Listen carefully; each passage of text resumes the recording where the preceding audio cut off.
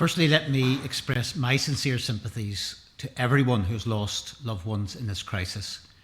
This is a hugely challenging time for everyone in our society, but particularly for those who've been directly affected in such a devastating way. The education sector has adapted and responded quickly to this crisis, and much progress has been achieved. I pay tribute to our teachers and our non-teaching staff who are providing supervised learning in schools for vulnerable children and for the children of key workers. Comprehensive guidance has been delivered to help schools meet the challenges this crisis presents, including advice on vulnerable children and social distancing to help schools limit risk of the virus spreading within educational settings. Work on clustering educational settings has helped the sustainability of these measures to ensure that we have sufficient places for vulnerable children and the children of key workers.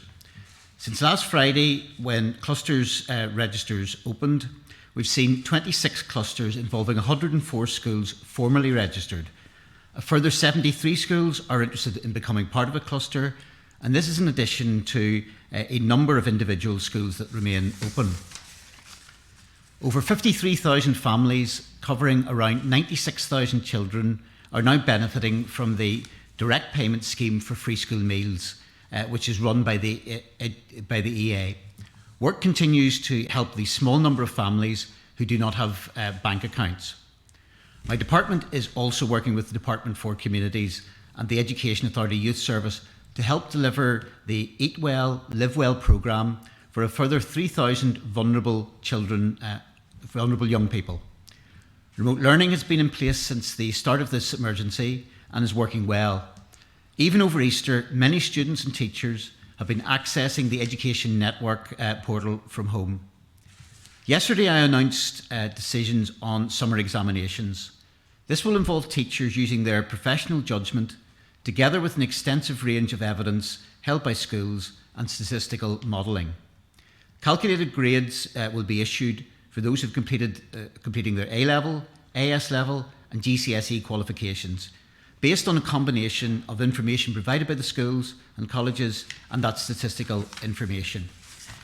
This is a complex process, and more work will be needed on establishing an appropriate appeals mechanism and arrangements for private candidates.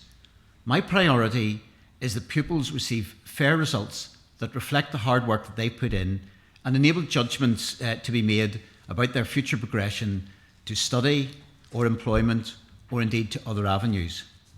Consultation has already been carried out with educational stakeholders, including head teacher representatives and teacher unions.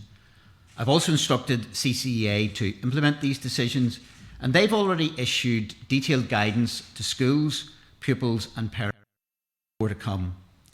Work on all these issues continue, with the aim of putting children and young people at the heart of everything this executive does.